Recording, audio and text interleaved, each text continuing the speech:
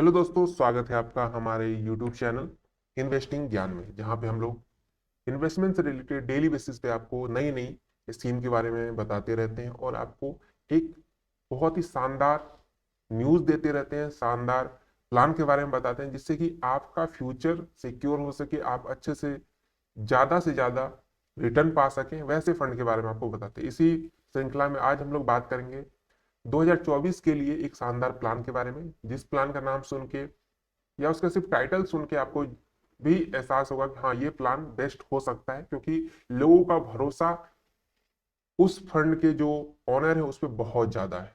तो चलिए आगे बढ़ते हैं, आपको बताते हैं आखिर वो कौन सा फंड है जिसपे कि आप लोगों का 100% भरोसा हो सकता है। उससे पहले चैनल पे नए हैं तो चैनल को सब्सक्राइब, वीडियो को लाइक जरूर कर दीजिए। अब देखिए, जैसे ही टाटा का नाम आता है तो सबके दिमाग में सबसे पहले रतन टाटा जी का नाम आता है, ध्यान आता है, फोटो आती है। और एक भारत के सम्मान, जिनको सम्मान की दृष्टि से देखा जाता है, वैसे व्यक्ति हैं।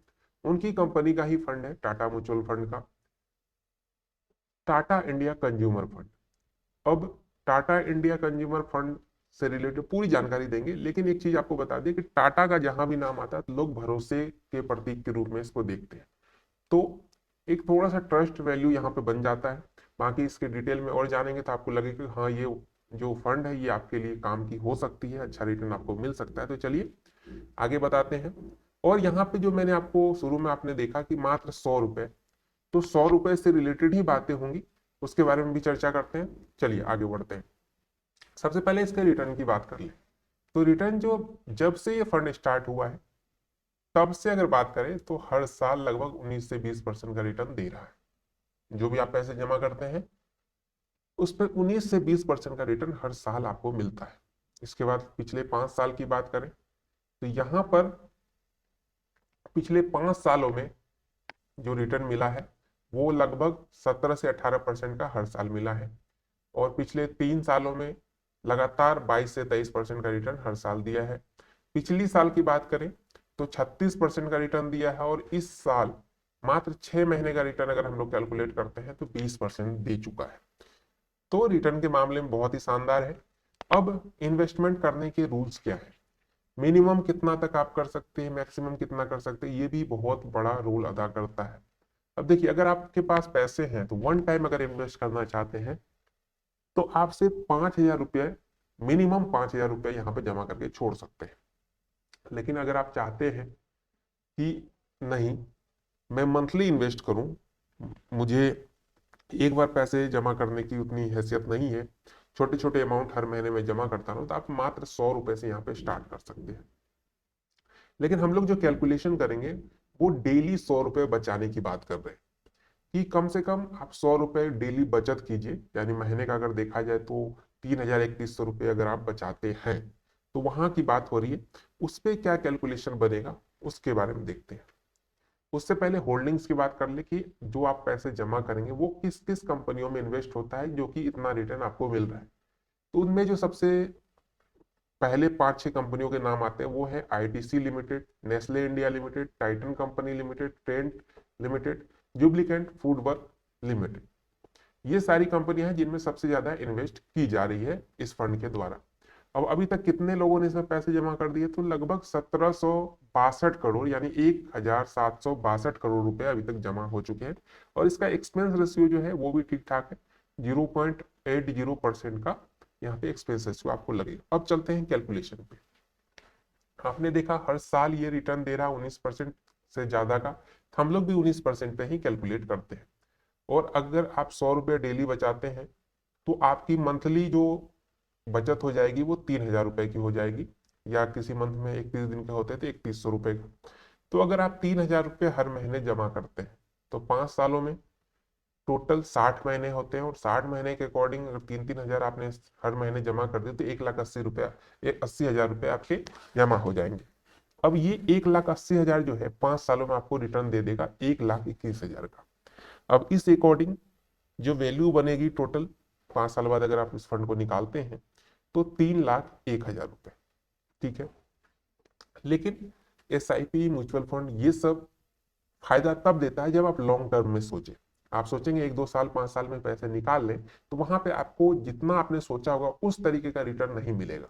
फिर आप बैंक में रखिए जहां पे आप सेफ हैंड खेल सकते हैं। अब देखिए, यही चीज अगर 10 सालों में देखा जाए तो पैसे आपके डबल इन्वेस्ट हो गए, 3,60,000। 5 सालों में 1,80,000 हो रहा था, 10 सालों में 3,60 हो गए। लेकिन जो रिटर्न मिल रहा है वो 7,15,000 तक मिल जाएगा और टोटल वैल्यू 10,75,000 की होगी। फिर चलिए 15 सालों में, तो 5,40,000 का इन्वेस्टमेंट, 25,21,000 रिटर्न, टोटल वैल्यू 30,61,000 की हो जाएगी। और थोड़ा आगे बढ़ते हैं 20 सालों में, 7,20,000 का इन्वेस्टमेंट, 74 लाख रुपए तक आपको यहाँ पे रिटर्न मिल सकता है अगर 19% रिटर्न मिलता रहा तो, और टोटल वैल्यू 81 लाख की। 20 सालों में तक भी आपका अच्छा खासा रिटर्न मिल गया, लेकिन आप चाहते हैं और रुके थोड़ी दिन, तो 25 साल तक अगर आप रुकते हैं तो 9 लाख रुपए का आपका इन्वेस्टमेंट होगा और जो रिटर्न मिलेगा 25 सालों में वो सीधे करोड़ों में पहुंच जाएंगे आप। 2,03,00,000 तक का रिटर्न मिल सकता है मात्र 19% रिटर्न अगर मिलता है तो। बाकी फंड का देखें तो वो 25-25% तक रिटर्न देता है, लेकिन हम लोग यहाँ पे कैलकुलेट मात्र 19 पे कर रहे हैं। हो सकता है फ्यूचर में ये जाके 20, 21, 25 हो जाए, वो बात की बात है, लेकिन अभी जो रिटर्न मिल रहा है हर साल उसके अकॉर्डिंग 2 करोड़ तक आपको रिटर्न मिल जाएगा और इस अकॉर्डिंग 2,12,00,000 रुपए तक आप यहाँ पे बना सकते हैं टोटल वैल्यू। लेकिन कुछ लोग अभी यंग होंगे, 20 साल 25 साल, अभी से इन्वेस्टमेंट स्टार्ट करना चाहते हैं तो आप 30 साल तक रुक सकते हैं, वो सेकेंडरी केस है। उसके लिए आपका जो इन्वेस्टमेंट होगा वो 10,80,000 का होगा और रिटर्न 5,37,00,000 रुपए का, टोटल वैल्यू 5,48,00,000, यानी लगभग 5.5 करोड़ रुपए आपको मिल सकते हैं अगर आप अर्ली एज में स्टार्ट करते हैं। 20-25 में भी करते हैं तो 55 साल की एज तक मैक्स, अगर 25 में करते हैं आप तो 55 में, या 30 में करते हैं तो 60 में आपको इतना अमाउंट वन टाइम मिल जाएगा।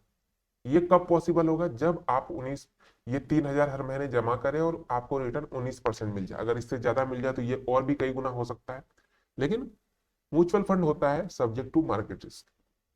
मार्केट के उतार चढ़ाव को देखते हुए ये थोड़ी सी अप डाउन होती है। हो सकता है 30 साल एक बहुत लंबा पीरियड होता है, ये 19% ना दे के आपको 15% ही दे, फिर भी आपको रिटर्न अच्छा मिल सकता है, ठीक है। तो लेकिन आप इन सब पॉजिटिव नेगेटिव दोनों पॉइंट को ध्यान में रखेंगे कि मुझे 19 से 25% भी मिल सकता है, 20 भी मिल सकता है, या 19 से 15, 12 ये भी मिल सकता है। तो दोनों चीज को अगर आप देख के इन्वेस्ट करेंगे तभी आप अच्छे से इन्वेस्टमेंट कर पाएंगे और आपको अच्छा रिटर्न मिल सकता है। लेकिन अगर आपने एक फिक्स चीज मान लिया कि मुझे इतना रिटर्न मिलेगा ही और वो चीज आपको फ्यूचर में नहीं होता तो फिर आपको दुख होगा। तो इन दोनों चीज को आपको समझ के इन्वेस्ट करना पड़ेगा। आशा करते हैं आपको सब कुछ समझ में आ गया। फिर भी कोई डाउट तो आप हमें कमेंट कर सकते हैं। मिलते हैं एक नए वीडियो में, तब तक के लिए आप हमारे चैनल को सब्सक्राइब, वीडियो को लाइक जरूर कर दें।